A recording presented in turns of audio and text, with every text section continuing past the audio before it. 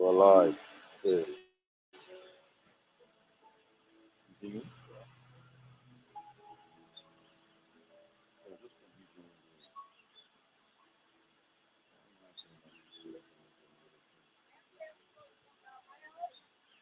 It's actually in YouTube, right? So then look for my thing. Yes. Yeah. You alive? You know about that? No. That is it. That was it. Yeah, you heard us, right?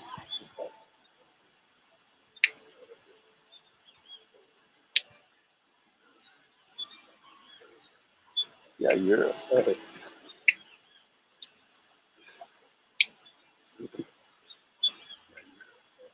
I was picking this up. Oh, I guess the mic on the computer.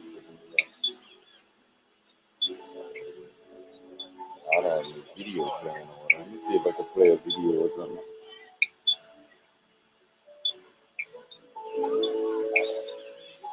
Uh, I'm trying to control it if you think. If you can remote control.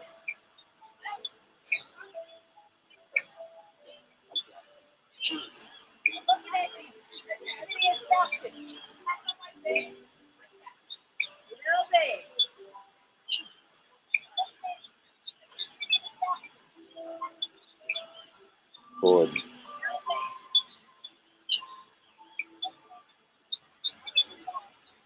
Premier League 100 Club. Chase.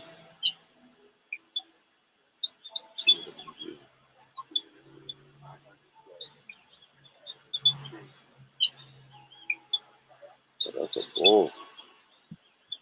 See if the screen comes up. It comes up. Get back to the league.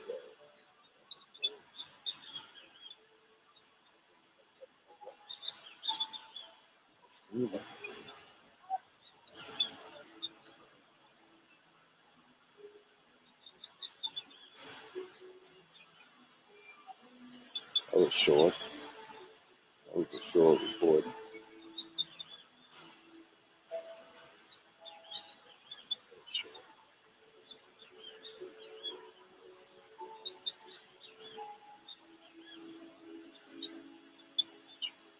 It is only like 13-second report.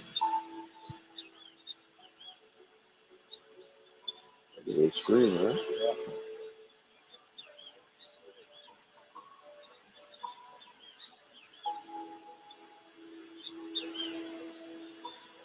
Let me change the audio. I just realized the mic is used in this. It should be used in the USB capture.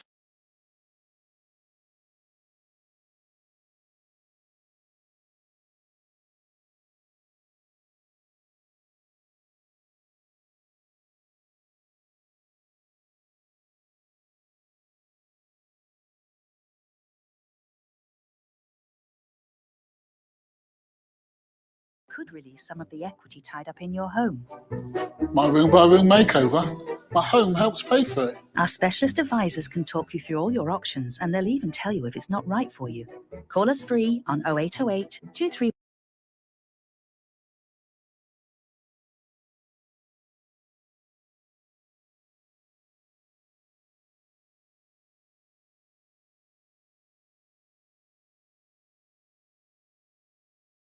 Get back round to the right. Hope it doesn't ride. It's flat. Yeah. Good drive here. Can you get a couple? Maybe a bit of lateral could take that cluster out. Here we go.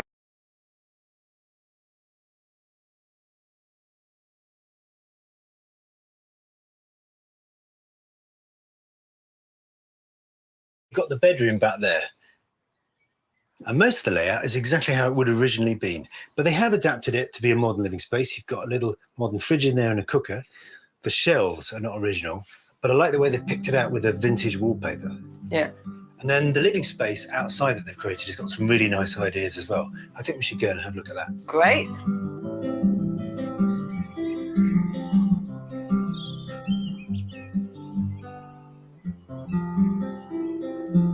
So this is the little outdoor space. It's actually got quite a low roof, so I'm going to sit down. It's a really simple construction. It's got a solid roof. I think it's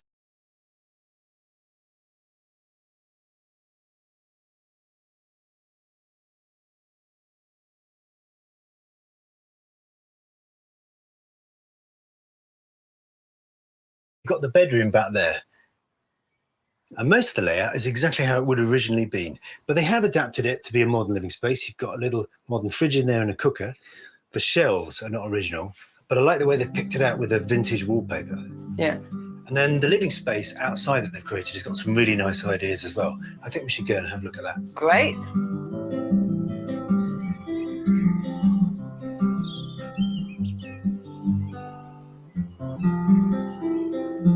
So this is the little outdoor space. It's actually got quite a low roof, so I'm going to sit down. It's a really simple construction. And question you ask. That's the nature of it. Most people ask disempowering questions. We live in a multidimensional universe, okay? So as long as you're asking that question, you're at the lower rung of the dimensions. There's a whole nother world. And so when you begin to ask an empowering question, you're actually lifted out of that world. You're not in that world anymore. You're in another world instantly. I'm up here now.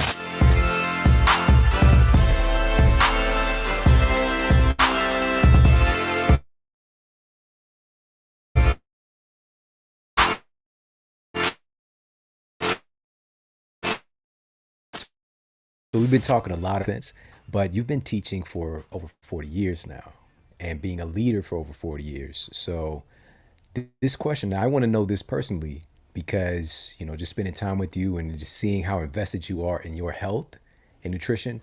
Why do you feel nutrition is such a big part of personal development? The body temple. First of all, I'm honored to be here with you. It's my honor. This is fantastic. The body temple, you know, is a carrier of energy.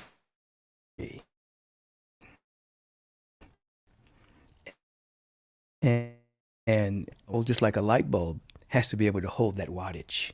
Just as there's certain light bulbs that can, like they're 10 watts, they're 50 watts, they're 100 watts.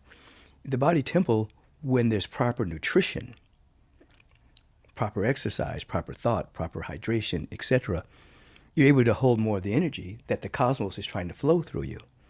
So many people develop a lot of stagnation. You know, they're eating incorrectly, they're eating dead food, they're eating food that's not conducive to their health. So that, you know, it creates the condition of disease and disharmony.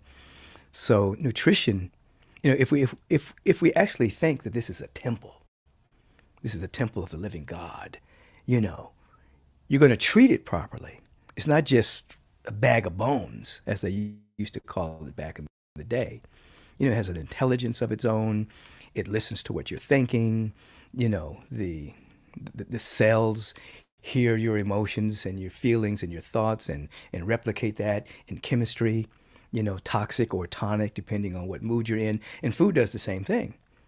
And so if a person is wise, then they'll be very mindful of what they put in the temple, you know, as well as what comes out of their mouth, you know, because obviously the tongue can be a blessing or a curse, you know, so it's what goes in and what comes out. So, you know, I've developed a practice over the years of being mindful about what goes in the temple, and it's been adjustments along the way. Mindful of what comes out of my mouth. I only want to say what I want to experience, you know. So I'm not going to curse somebody, you know, because I don't want to be cursed. You know, I'm not going to put anybody down because I don't want the universal law to bring me down. So it's an affirmation coming out, and it's good food with good, you know, nutrition and energy going in. And therefore, based on karmic propensities and so much other, you know, your body temple, you know, we're gifted to live a long time. Yeah, most people check out way before they're supposed to physically. Check out early. They say, they check out. Let me get an early checkout, yeah, please. they think, 75 years is a long time, but the body is coded to go 100, 110, 125, So that also begins in thought. You have to actually think like that. And you actually have to have an underlying purpose for your existence, not just fitting into the status quo, accumulating a bunch of stuff until you die. There has to be something larger than that to keep you around. Yeah. You're the first person that I heard that from, that truth about being able to handle that type of energy. A lot of people go to events and they learn things and they want to transform their life. But I think a lot of people have wondered and questioned this, like, why don't people change? They get the information, they get the experience, but what I'm hearing is sometimes we can't hold that energy. We might have to, even if we hear something powerful and we want to go and take action, we got to lay down and take a nap. We just can't even contain that energy. It's absolutely true. I was thinking about that on two levels. I was watching like people who get famous and they're not plugged in, to the energy within themselves, and then fame takes them down. It overloads their circuits. They become addicted to the energy that's feeding them temporarily, but they can't really hold it themselves. And then they find that they actually need an audience to give them that energy. So they become addicted to that, you see. And then the average person, as you say, they get a lot of information, but there's information that informs and there's information that transforms. And so a lot of people are accumulating information, but it's not transformative. They're not digesting it.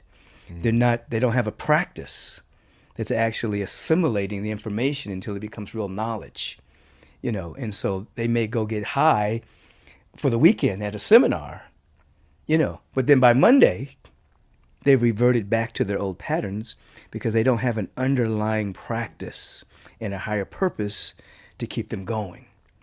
And oftentimes, they're not really going to change. They're going to get something.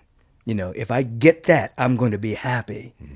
But real transformation is about an inner dynamic of change within yourself, which is not an easy thing to do. It's simple, but it's not easy. But if you're willing, you can participate in your own transformation. And so there are people that just want to accumulate information, and they become very academic about things. There's nothing wrong with academics at all, but they'll have a lot of information, but it's not embodied yet. Yeah. You call that a human filing cabinet, right? A human filing cabinet. You see a lot of people that they're in universities, the ivory towers. They can teach it. I've seen this a lot of times with the business classes. People are teaching all things about business. They never had a business. You know what I mean? Yep, absolutely. I remember a professor at USC one time said, this people staying at home and watching videos, that's going to die out. He was in the business. Oh, wow. When Blockbuster was getting big and then it was transforming into what we have today, Netflix and all these different things. He said, this is a fad. People aren't going to stay home. They're going to want to go out all the time. He had no idea about what was emerging. He had all this information, right, but wasn't tapped into what was happening. Yeah, he thought people would still enjoy the hunt right. of going to Blockbuster, right, and searching for your video, right. Yeah. So, it's so interesting because you just said something really profound. It's not just what is coming in, which is what we're making our body out of, what we're right. making our brain out of, but it's what's coming out as well. And so for both of those things to be in sync. Yeah. And so you mentioned a universal law, basically speaking things into reality. Right. Isn't just speaking something, that's a creation in and of itself, isn't it? Yeah. It's energy. When we hear the different scriptures say things like, in the beginning was the Word was with God, the Word was God. It's speaking, I call it a cellular logos. It's the logos, it's an energy, it's a vibration that then becomes flesh. It condenses itself into perception, it condenses itself into thoughts, it condenses itself into experience. So oftentimes people are just casual with their conversations, not understanding that they're actually setting something in motion. You know, oh, my poor back. Oh, I don't like this person. Gossiping, talking bad about themselves, even. They're setting things in motion. So I like to say, I don't want to say what I don't want to experience. I want to say what I want to experience. So I'll say it's a magnificent day. Life is good. There's a way out of this. There's an answer to this issue. There's a solution somewhere. I'm going to stay there until that becomes flesh.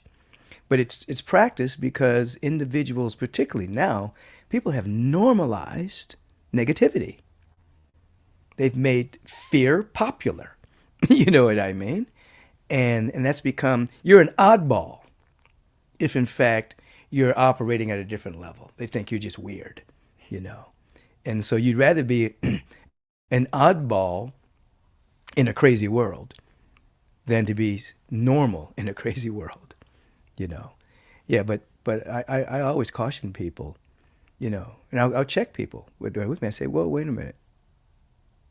There's unlimited good here. Just because you can't see it doesn't mean it's not here. There's unlimited possibilities. Don't block yourself in to what your mind thinks is possible. This is the only way that some good is going to come into your life. It becomes that's blocked. No good's going to come in. Infinite ways miracles can happen. Your mind will call them miracles, but they're just demonstrations of truth. So why block yourself in? Just stop it. Just say you don't know how it's going to happen right now. You're available to it. Let's see what happens. Let the universal presence, through its laws, shock and surprise you.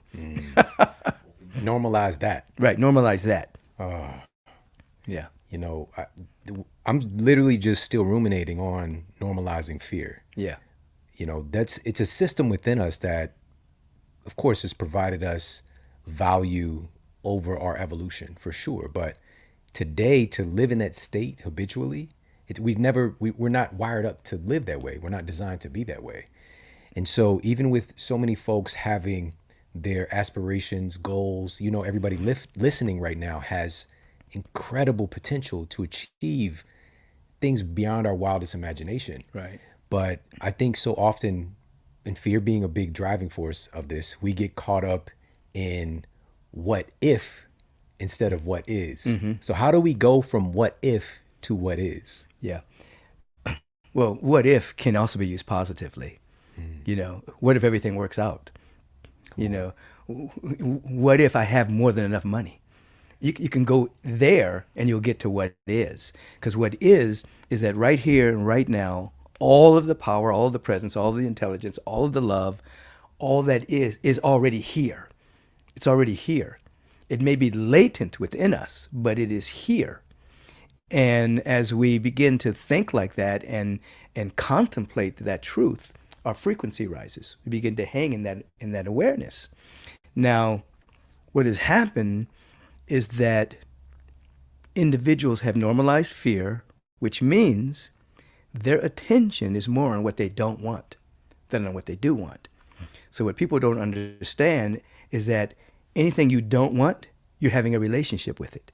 It's existing, and you're not wanting it. And so people walk out, I don't want to be broke. I don't want to get sick. I don't want to I don't want to catch the coronavirus. I don't want to. So in that moment of I don't want to, the law doesn't distinguish between what you want and don't want. It only knows what you're interested in. And so if you're interested in not getting robbed, not getting poor, not catching a disease, you're in relationship with that. And then that's what you manifest. Now, you may not manifest that exactly, but your body temple doesn't know the difference. You'll still produce toxic chemicals. Immediate toxic chemicals. Create the condition for disease. So I teach people, you get what you want or don't want. The law doesn't differentiate. So stop placing all of your attention on what you don't want to happen and begin to place your attention on what you like to see unfold in your life. Begin to describe it. You know, the law says, you know, you don't describe what you see what you describe. So if you're living in an accurate description of possibility, then the law starts to bring that into manifestation. You see, and now most people should be taught this in elementary school. Yeah. You know, but instead, you know, we have the nefarious forces that keep people in fear. You know, and keeping them all pumped up about what to be afraid of next. Oh, the Russians. Oh, Corona. Oh, aliens. Oh, whatever it is. People are nervous. You know, we're not meant to be like that. We are an absolute reflection of the entire cosmos. What do we have to be afraid of? There's no such thing as death. You see, so there's no loss in the cosmic scheme, but everybody they've allowed themselves to shrink into being a little old something. And then they normalize their fear. You know, Shakespeare said a coward dies 1,000 deaths. Constantly, even before anything even happens. They've rehearsed all the negative stuff. You know, it's not funny, but it is kind of a comedy. You know, what human beings do to themselves.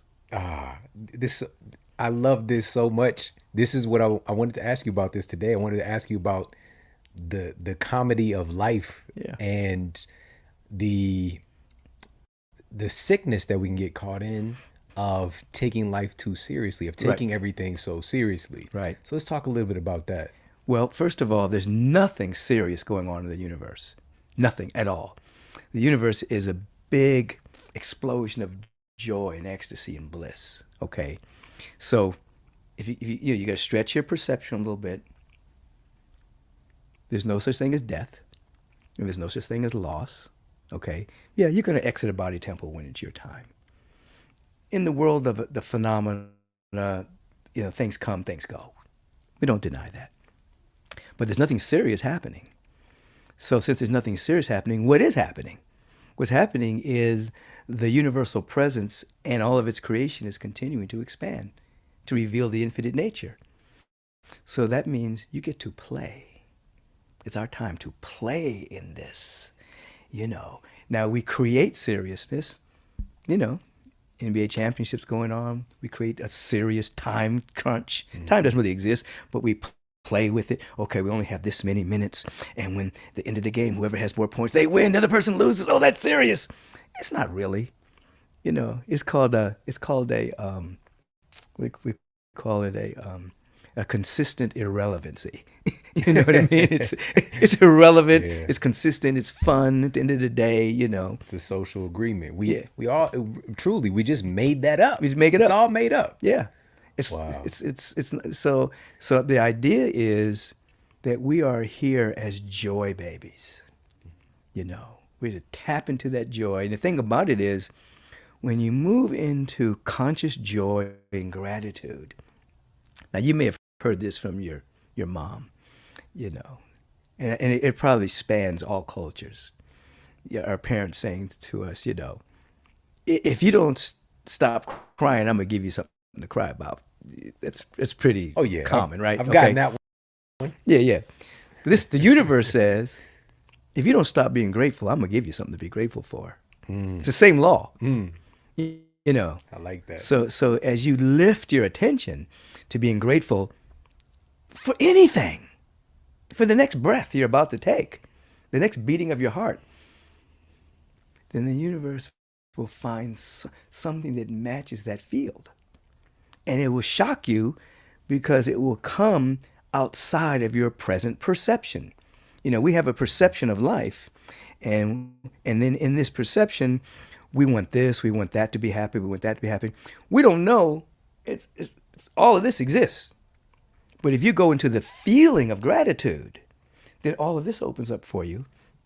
And this is when you're surprised by things. You meet the person you're supposed to meet. You didn't even know that person existed, but that's the person you needed to meet to go to the next level of your unfoldment.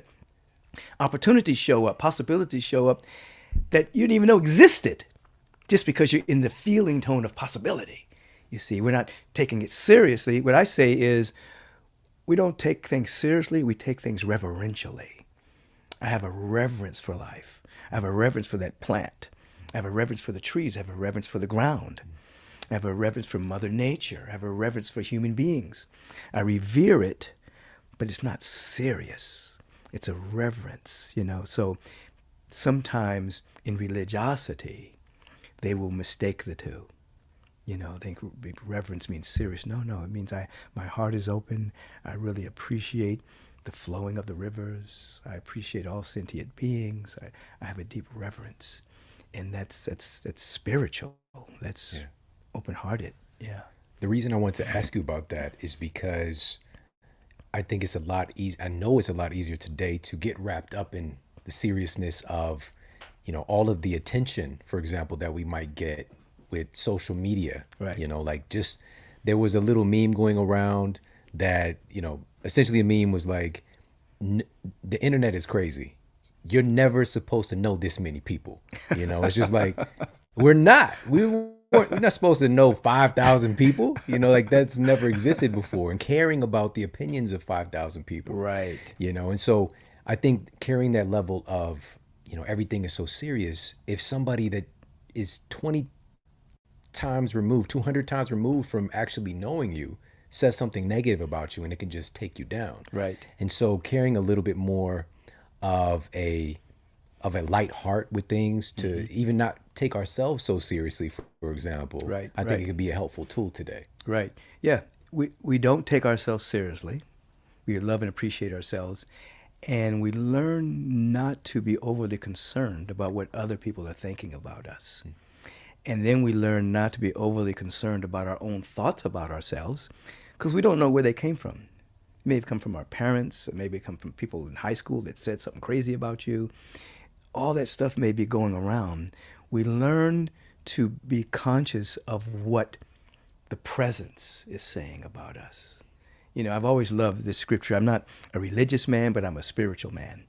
You know, so when I look at scripture, I see the spiritual essence, not the literal, you know. And I've always loved the scripture that says, you know, God's eyes are too pure to behold inequity.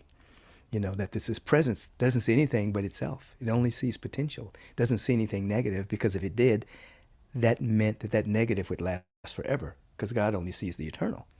You know, so God's eyes are too pure to behold inequity. And it goes on to talk about the fact that I know the thoughts that I think towards you, thoughts of peace and not of evil, to give you an expected end. So on a spiritual level, the presence saying, I know what I think about you, thoughts of peace. I know your potential. I know what's going to unfold already. So we want to think like that, you know. And then, I mean, of course, we're not allowing the ego to steal it, like I'm better than someone, I'm superior than someone, not any of that. Just as a unique expression of infinite potential, I'm here to reflect and to reveal the cosmos in a way that only I can. And nobody else can do it like me. And I can't do it like anybody else. I'm incomparable. We're all incomparable, you see. And it frees us. So you're able to go out in the world, and the two imposters, criticism and praise, those are two imposters. You're able to sidestep them. You know, you're not running towards praise, and you're not running from criticism. You just look at them, see what you can glean from them. Oh, this person doesn't like me. Okay, is there anything for me to learn there? Any place for me to grow? Oh, there's some praise. I don't want to get addicted to that. You know, I can take it as feedback. Oh, I'm doing something right. That's cool. I love it. Beautiful. But I'm not living to run towards one and run away from the other. It's just feedback. Yeah. You know, I'm actually going in and getting my cues from my interior awareness. Yeah. That's powerful. That's also, I think it's really challenging for a lot of folks today. Sure. And you just said it. Yeah. People are on this internet, they're on this social media, and they actually think that somebody out there is saying whatever they're saying is important. And more than ever today, I think it was you, WMDs, right? Weapons of mass distraction. Distraction, right. And all of this stuff going on is stealing our attention. and making us kind of outsource things to the external world a lot more. I think, you know, a lot of folks they're so deeply tied into it that it makes it difficult to go within. So what I want to ask you is, how do we turn that around? How do we get closer to what's most real about us? Yeah, I mean that question right there. If an individual would ask that question of themselves, how do I get closer to what's real within me? Their mind will start to turn inward rather than outward, and they'll start to catch insights and revelations and wisdom and guidance because they're interested in it. Yeah. Rather than how can I make that person like me? You know, how can I get closer to me? And then we'll be guided.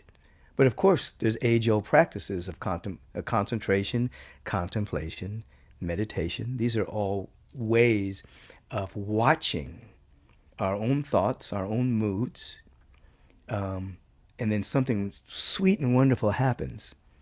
You'll have an insight that, wow, all this stuff passing through, that's not even me. That's just stuff passing through. Who's me? Oh, I'm the one watching.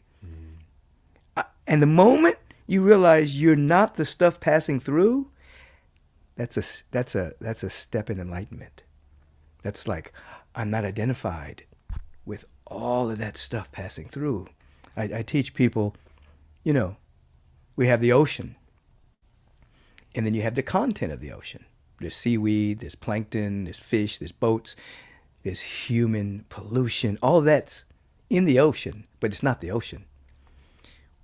We are consciousness, and then this stuff in us. Thoughts, opinions, points of view, interpretation of past experiences. Until the person has some kind of reflection, they actually think that content is who they are. You know, well, my grandmother was, so I am, and, you know, this runs in my family, and, you know, that's just content. It's not who you are. But once you realize that you're not that content, you're waking up from the intoxicated sleep. And now you're being sourced from within rather than from without. I love that. It's that first step, and I remember it so clearly. I'll never forget it. You know, it's basically 2 lives that I've had. That's right. Was my mother-in-law, the first meditation that she taught me, and I realized I had never really had a conscious thought my entire life. You know, I was thinking, Right. but I was aware suddenly that there's this thinking going on. And my life afterwards, it was a couple of years of kind of reintegrating back into what this life is, Right. with this, you know, new perception. And it was so beautiful, but it was also very challenging Yeah. as well, you know. And I think that's part of it too, is I think that folks are chasing happiness, they're chasing enlightenment so that they don't have to go through stuff, and not really understanding that sometimes this is going to require work. It's going to require some challenge and obstacles. What part does all that play in the story? That's the small print. Okay. So what happens is, what you've described, we have our sub-personalities, our personality, all the content that it's generating that we've identified with. Every aspect of our personality we've gotten from time and experience. You know, people you associate with, things that have happened, you develop coping mechanisms, defense mechanisms, all kinds of things to survive. Yeah. Okay? So what happens is, when you start to contemplate reality, meditate, pray, whatever your mode is, what happens is those roles begin to melt. And as they melt, that's the challenge. It's like, I don't know who I am. I'm confused. That's called the crucifixion. That personality self that you've identified with, this is who I am, it's being crucified. And then there's a slow death, and then there's an emergence, expanded consciousness, that's called the resurrection or the rebirth. And then you're operating at higher levels of freedom. You're being free from the content flowing through. And then you get to a point of there's a fork in the road, so to speak, where there's freedom and ecstasy and pleasure. And many people opt for pleasure rather than bliss. Now, if you go to bliss and freedom, you get pleasure. But if you go to pleasure, you may not get to bliss. You know how they talk about these are he or she is a pleasure seeker, that becomes another level of addiction. I know I'm probably talking a lot here, but the idea is it is challenging, because when your identity starts to break up and you don't know what you believe anymore, that's a good stage in the development. Your whole inner world is like, I used to know exactly who I was. This was my personality. This is how I handled life. Now I'm changing, and then there's a greater expansion of awareness. This is all part of the practice of every spiritual path. Will say it in a different way. The breakdown for the breakthrough. Yeah. Thank you for that, because I know a lot of people experience that. They might be in it right now. Right. And just to have that permission to know that it's a part of the process and that you are working towards something.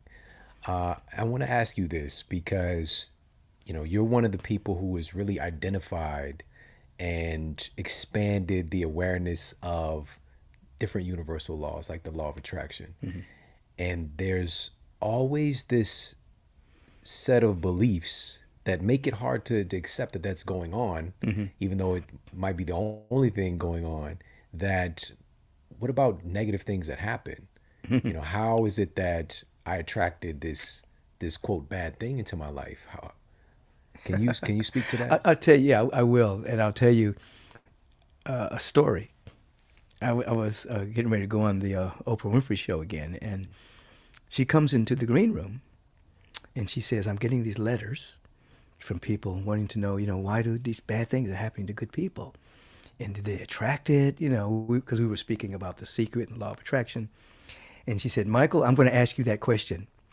And then she said, "Listen, you don't have time to teach a class, because you have to give it in sound bites." And then she left the room.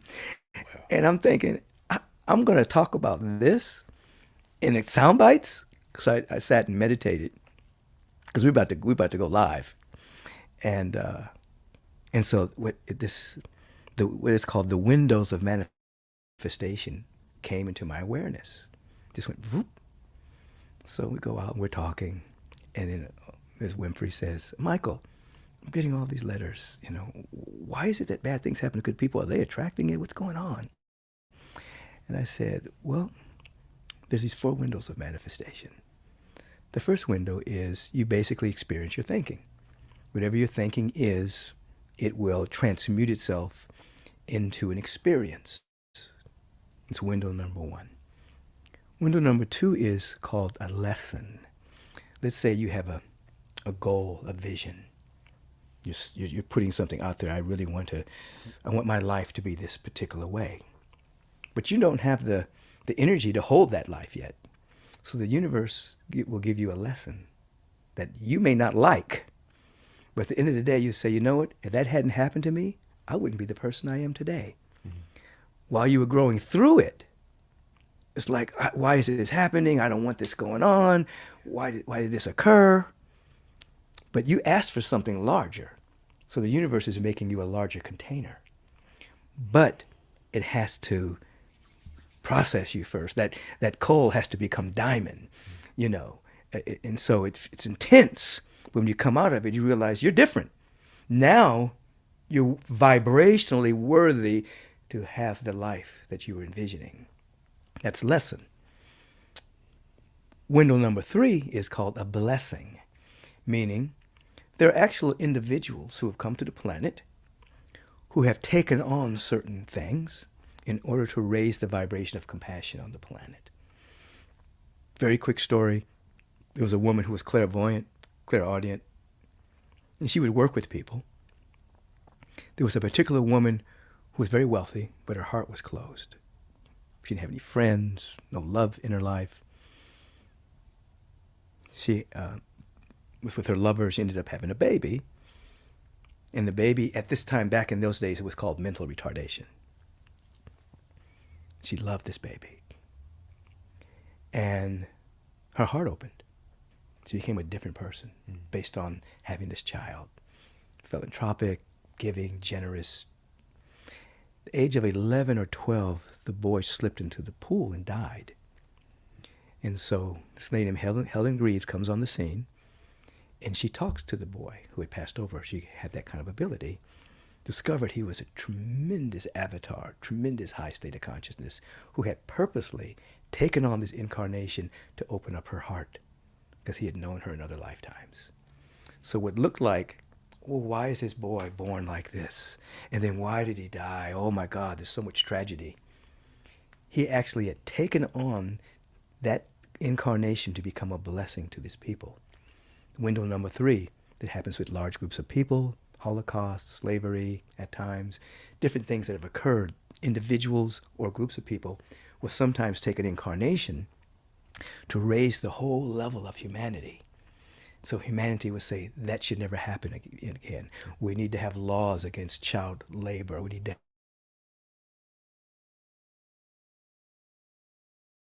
have laws against racism. We need to rise up.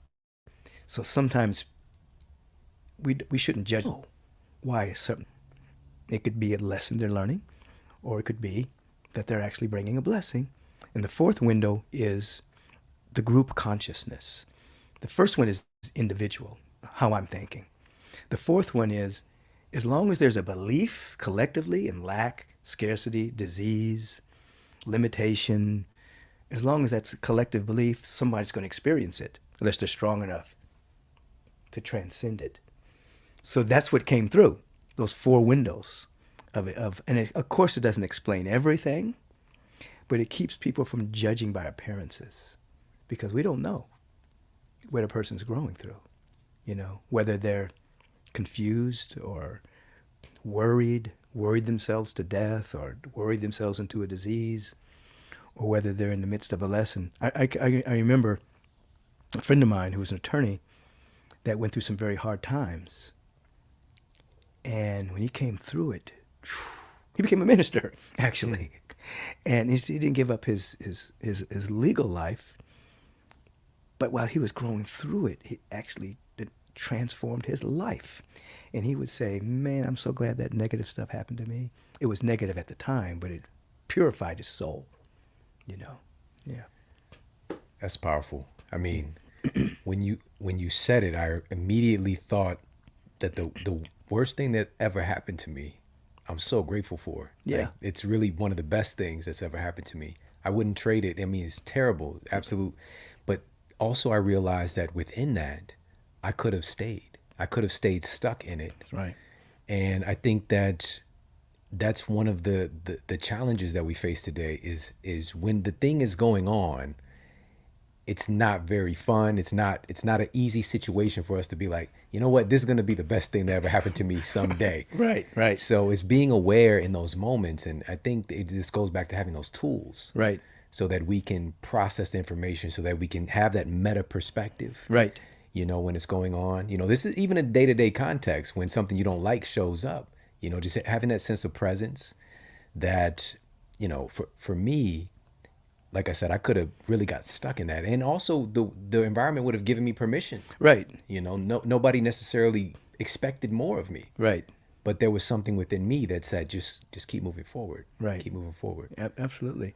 When we're stuck in that loop, the mind wants to go to wishful thinking. I wish this wasn't happening. Yeah. But it is. I wish I wasn't where I am right now. But you are. And I wish I hadn't done whatever I did to set this in motion. But you did. So the mind would try to take you into wishful thinking. But if you can grab the mind instead and say, one thing I'll teach people is to say, if this, whatever this thing is, were to last forever, what quality would I have to have peace of mind? What quality? And what happens is if you ask a question like that, your mind will start to go towards that quality, less towards the resistance of what's happening. And then that'll become a cauldron of transformation. And when it's over, you'll have more of that quality, because that's what you are interested in. It's tough. I'm not saying it's an easy thing. Yeah. That's why we have coaches. That's why we have practitioners. That's why we have, enlightened therapists that can coach a person through that, keep their attention high while they're going through the most dark period of times. Yeah. I remember that this ring right here that I wear, This was made by a jeweler, gave it to me as a gift. I'd done his wedding. 2 months later, he calls me from jail. And he says, Reverend Michael, I want you to pray for me, for my wife. I'm going to have to do probably 5. I got caught going through Texas with a trunk full of marijuana before it was all legal and everything, and still not legal in Texas probably. But and I said, well, wait a minute. God doesn't really know those kind of prayers. God only knows qualities like freedom, love, joy. I said, let's try an experiment. I said, so I sent him a book. I said, I want you to read this book every day. I want you to read the 91st Psalm every day. I said, then I want you to write down what you're going to do with your life when you get out of jail. He said, man, I'm not going to get out for 5 years. I said, just write down what you're going to do when you get out of jail. What do you want your life to be about? You want to be a lifetime marijuana dealer? What do you want to do? He said, no, I want to be a jeweler. I've had this idea of doing jewelry, and I'm an artist. I said, okay, write it down. I said, now bless the judge, bless the prosecutor, bless your attorney, and stay out of the legality. That's their job. That's not your job. Your job is to see your life, how you want it to be, bless everybody, and hold this space. So he goes for the arraignment. Prosecutor is there. Prosecutor picks up his briefcase. The papers are lost. All of the evidence, all of his evidentiary processes, he doesn't know where it is. The judge is livid. And the judge has to set him free, but they have 30 days to refile. And anyway, they can't keep him. He flies to Hawaii with his wife. They never tried to get him again. So he ended up starting this one jewelry company. So he made me a number of rings, and he's made me. He's got 2 companies in Hawaii. He's a great artist, great jeweler. Totally walked out of there free.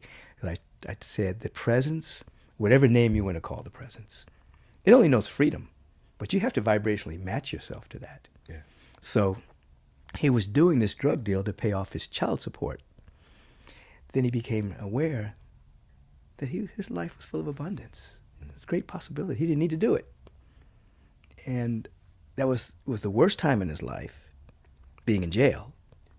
But it became the best time in his life because he learned all about his own mind and speaking of his word and the law and how it works, So every now and then he'll call me or he'll send me a piece of jewelry, or something to that effect. And that's powerful. That's a launching pad. It was a launching pad. Yeah. And even in that, you instructed him basically to ask questions like, what does my life look like? Right.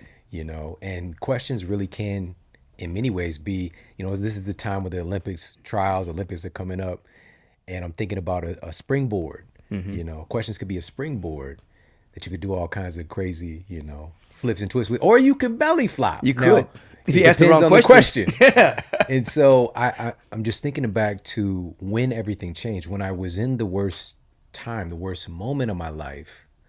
Why is it, and I'm going to ask you this question, I'm going to circle back to it. Why is it in that moment that I finally asked a new question when things were as bad as possible? But it took things to get to that place for me. I was habitually asking and wishing. I was a human wishing well, just, throwing pennies at myself. Like, I wish that somebody would help me. I wish that I would be, whatever the case might be. But after hearing from all these experts that I couldn't be well, that I would never walk normally again, that I would be in pain for the rest of my life. I was a kid still, I was 20 years old. Everything changed when I simply asked a different question. And it changed. I asked, what can I do to get healthy? Right. And my entire universe changed. That's right. Absolutely.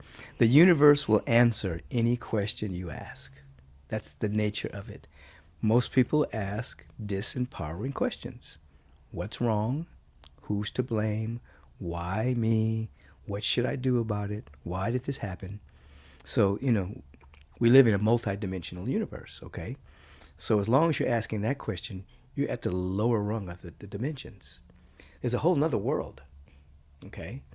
And so when you begin to ask an empowering question, you're actually lifted out of that world. You're not in that world anymore. You're in another world. Instantly. I'm up here now. And up here, from the mountaintop, I have a different point of view than if I'm just in the valley. I see things differently.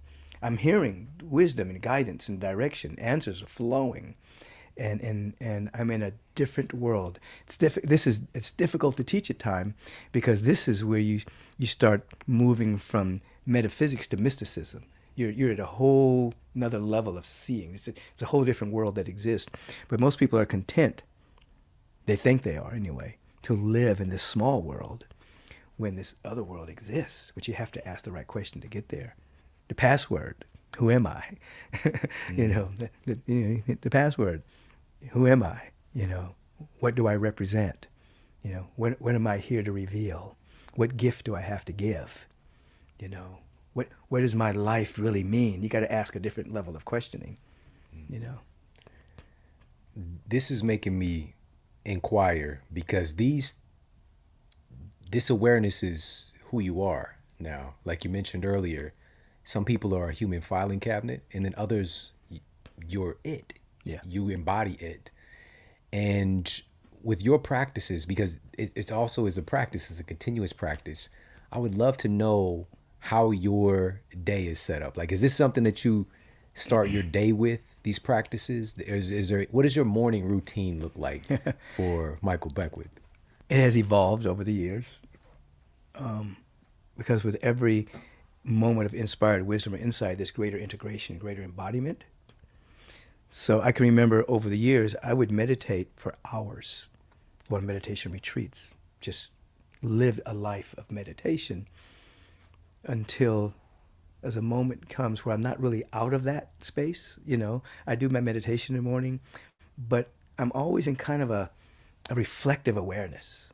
I'm aware of what my mind is doing, okay? But what I do is I wake up and I will go into a moment of gratitude. I'll actually put a smile on my face, even if I don't feel like it, you know? And you probably know this already, but just when you smile, a ton of chemicals flow through your body, even if you're not feeling it, you know? So I'll smile. I'll be grateful that I'm grateful that I exist. I'm grateful that I'm alive. Not grateful for stuff yet, just that I'm alive. And then I surrender to life. It's like I yield to the potential that's within me. And then I ask for the strength to do whatever my assignment is for the day, whatever comes across my path. Okay? So that's when I wake up. Then I will sit and have some moments of meditation. Then I'll go work out. Now that particular sitting is not a long sitting. You know, I'll go work out first, get some sweat on, you know. Then when I come back home, it'll be a longer sitting. It's something about either doing yoga or lifting or something that prepares you to sit.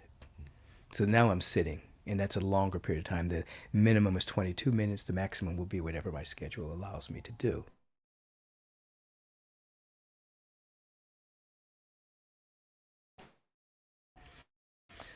So then throughout the course of the day, there'll be moments of sitting, the staff member, or now before it was really intense, you know. Then after, it doesn't have to be intense for me anymore, even though I love it. Mm-hmm. You know, I did an intense meditation training a couple of months ago in Sedona, and it was 7 days of intense biofeedback, polygraph machines, hours and hours of feedback, you know, and I do that. That's a reset. I do that every couple of years. I love it. It's intense, but you're changed when you come out of there. So I still love, I'm a solitary guy. I love my aloneness. I love people. But I think my base is I like being by myself, but I love people, you know. So that practice, it varies.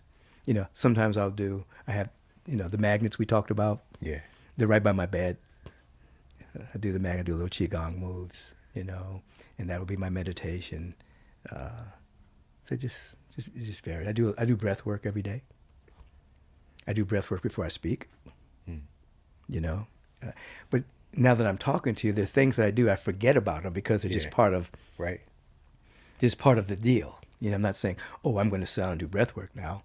I just know, okay, I'm getting ready to speak. I'm getting ready to, you know, I got so many minutes. I just go in, I meditate, and I start doing the breath of fire. Then I do the slow 8-4-8-4 count breath, and then I'll go up and speak. You know, so it's all integrated into my life, but it's not like I'm doing a spiritual practice. It's just like a part of me. Yeah, I love that. Yeah. And the magnets, those we talked about, I think it was Peter Ragnar. Yeah, right. Yeah, who put us onto that. Because I got actually, I don't know if I told you this, I got a magnetic mattress pad at one point. I did too. The dreams were crazy. Yeah, I did too. Crazy. I slept on that. I used to sleep under a copper pyramid over my whole bed. So For years. So you was on some That was years ago. John Carter. You was showing up on Mars. Honestly, and, you know, I've always been like going to the edge of whatever. Yeah. You know, and then I remember having a dream that the pyramid broke. I took that as a sign that I didn't need to do that anymore. Right. Right. You know, so I don't even know where that pyramid is, but it was 100% copper, and the dreams were intense, and it was much easier to leave your body and go flying and things like that. And then that was over. Yeah. I love that too. That's another thing about some of the great leaders and teachers is that willingness to experiment, Right. The willingness to listen to that inner guidance system. Yeah. And, you know, so we got the magnetic aspect, we've got the Qigong, we've got the meditation. And when I was with you at your place, I was surprised by that because I was wondering about that. Like, do you exercise first and then do your meditation session? And then because of you, I flipped it, you know, the funny thing is, it's not even that funny. Well, everything is funny, is I've enjoyed my meditation in a different way now. Yeah. You know, by doing a little bit of, you know, getting my heart rate up, getting my blood moving, and then doing my practice. Right. So because prior I was like, you know, I get up, do some reading, do a meditation session, just kind of like a very like, I still do that. slow vibe. Yeah. But then like you just mentioned, especially if it's a shorter thing. Yeah, yeah. But for a longer session, I found a little bit more juice by There doing is. a little bit of exercise. Yeah. prior. People forget that yoga came into being to prepare one for meditation. You know, in the West, it became more of an exercise, physique kind of thing. But the advent of yoga in Egypt and in India is how you prepared yourself for meditation. You would do your asanas, build up your chi, be able to hold more energy, then you would sit. It wasn't, I'm going to sit and then do the yoga.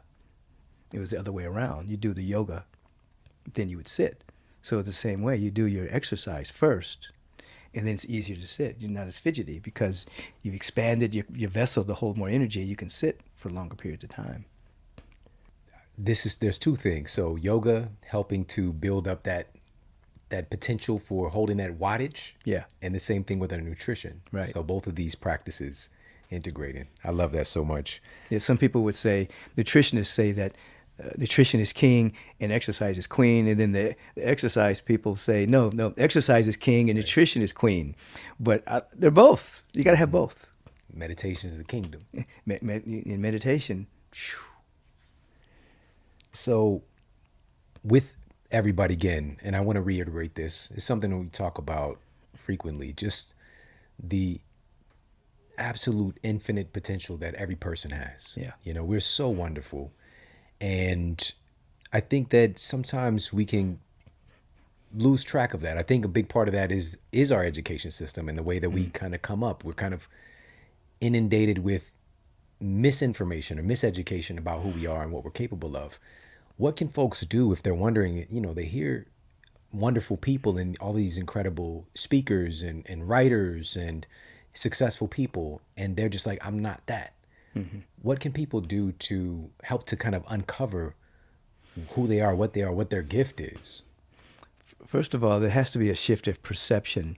When they're looking up to somebody, anybody great, we can name a bunch of people, they all were, quote unquote, a nobody at some point. And nobody is special. I say people specialized. You know, it's just like you see somebody playing the piano and they're killing it. You know, they specialized in that. They took classes. They practiced. They put in hours so that we can look at it and say, ooh, he's special. No, he specialized in that.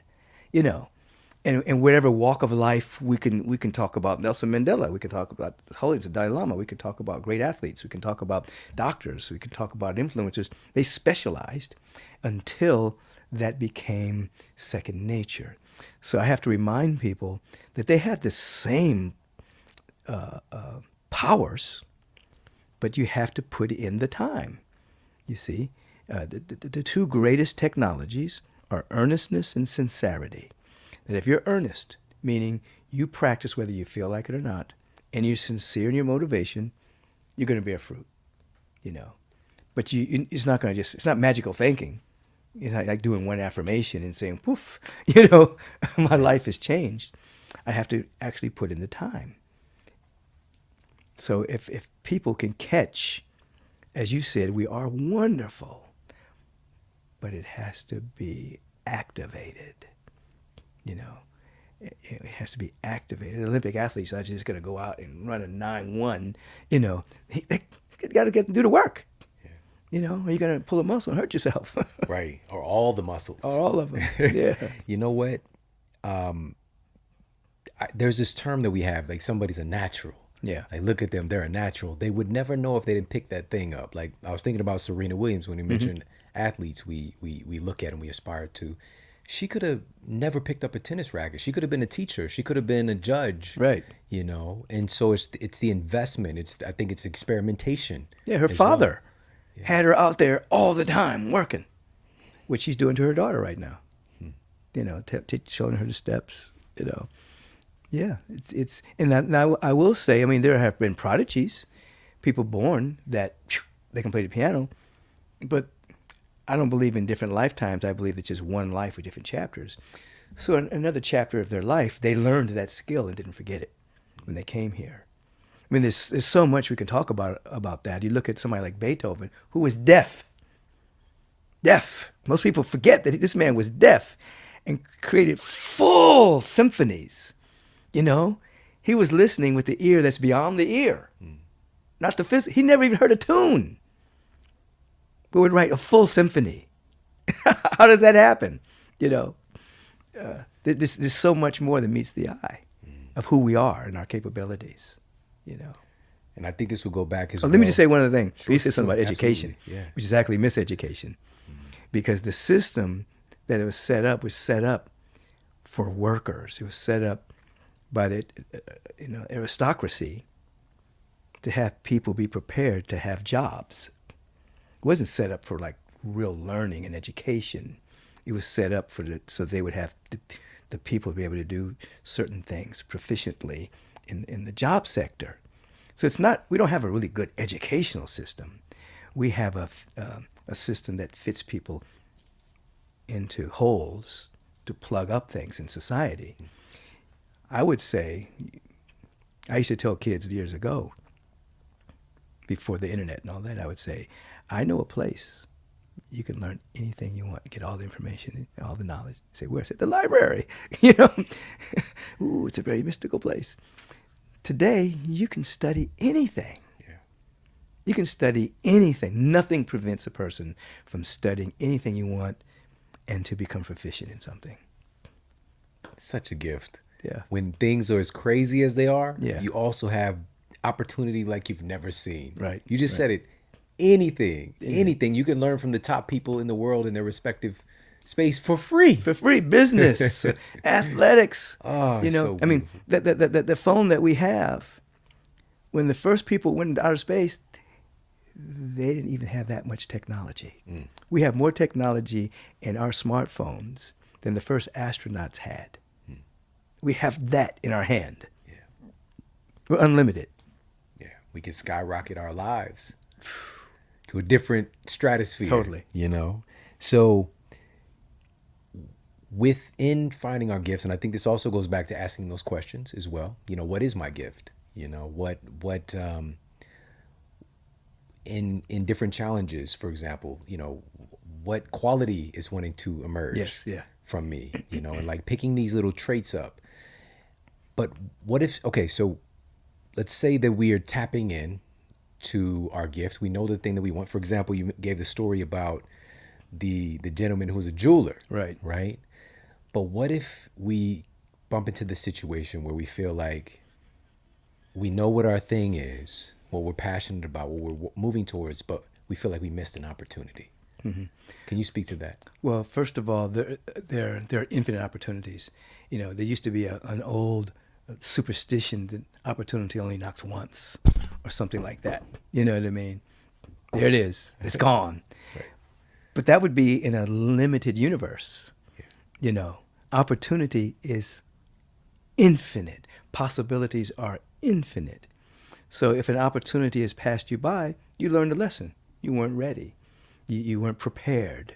You didn't have your stuff together when that opportunity came. Now get it together, because it's going to keep coming. Opportunities are always here. And so people have to let go of the superstitious thought that opportunity only knocks once. It's knocking now for everyone. It's beating on our hearts saying, let me in. I got possibilities to express through you. Let me in. Let's do this. Come on now. Because, you know, the graveyard carries so many unfulfilled dreams. People were afraid of success, afraid of failure, afraid of looking silly by doing something that never been done before, you know. So it just died with them. Opportunity only knocks once. That Who said that? the person controlling opportunities. Right. Trying to control You blew it. You know, that's so interesting. You know, I remember the statement also, where there's a will, there's a way. That makes me think of that too. And that's even limited, because where there's a will, there's infinite ways. Yeah. You know, I think we tend to get caught up in the paradigm that we exist in, that we are currently in,